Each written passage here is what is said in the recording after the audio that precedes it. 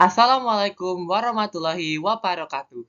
Kami dari kelompok 11. Perkenalkan, nama saya Aurel Novianini, absen 6. Saya Muhammad Al-Nasif, absen 17. Dan saya Stefani Fisela Widianto, absen 30. Di sini kami akan menjelaskan tentang padi atau Oryza sativa. Identifikasi. Padi adalah tanaman pangan berupa rumput berumpun atau Graminae. Tanaman pertanian kuno berasal dari dua benua, yaitu Asia dan Afrika Barat tropis dan subtropis. Sejarah memperlihatkan bahwa penanaman padi di Zhejiang atau Cina sudah dimulai pada 3000 tahun sebelum Masehi. Fosil butir padi dan gabah ditemukan di Hastinapur Uttar Pradesh, India sekitar 100-800 sebelum Masehi. Selain Cina dan India, beberapa wilayah asal padi adalah Bangladesh Utara, Burma, Thailand, Laos, dan Vietnam.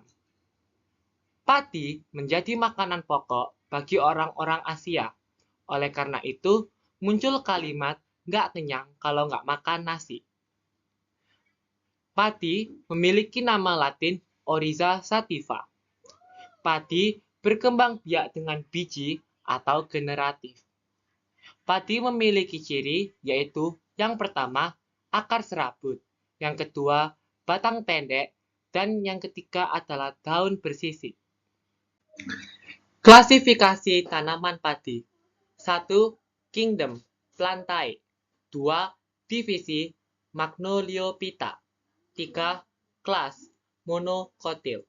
Keempat, subkelas, Commelinids. Kelima, ordo, Poales. Keenam, famili, Poaceae. Ketujuh, genus, Oryza. Kedelapan, spesies Oryza sativa. Pertumbuhan tanaman padi.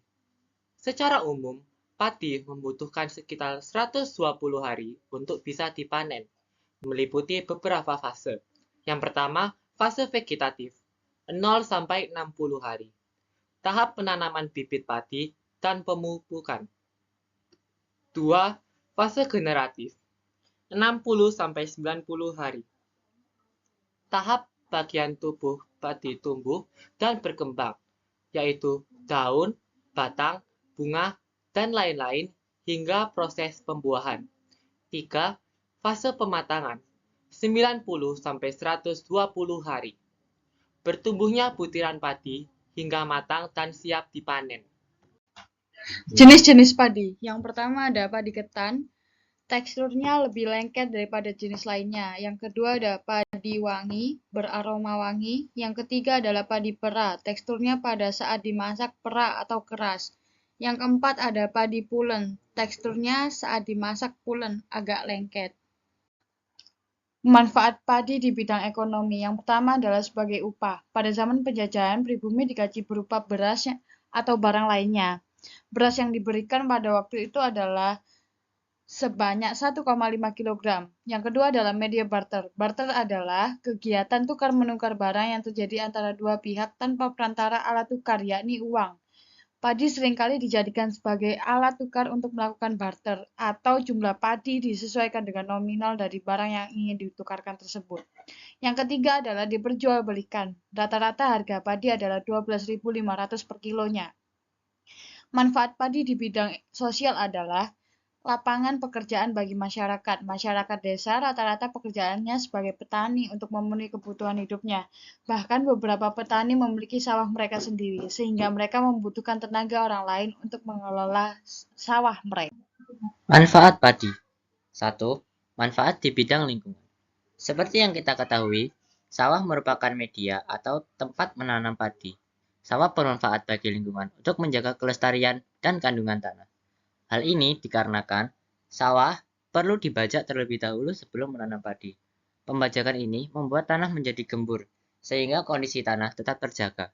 Pembajakan dapat dilakukan secara tradisional, dengan sapi atau kerbau, dan secara modern, dengan traktor. Solusi. 1. Mengurangi penggunaan pestisida. Penggunaan pestisida yang berlebihan dapat menyebabkan rusaknya tanaman, dan juga hal ini dapat membunuh hewan-hewan seperti tikus, ular, dan cacing-cacing tanah, dan menyebabkan terganggunya ekosistem sawah akibat matinya hewan-hewan tersebut. 2. Mengurangi penggunaan pupuk kimia. Penggunaan pupuk kimia yang berlebihan dapat membuat tanah mengeras dan kehilangan porositasnya, karena penggunaan pupuk ini dapat meningkatkan kadar asam yang terdapat di dalam tanah. 3. Mengurangi penggunaan traktor saat membajak.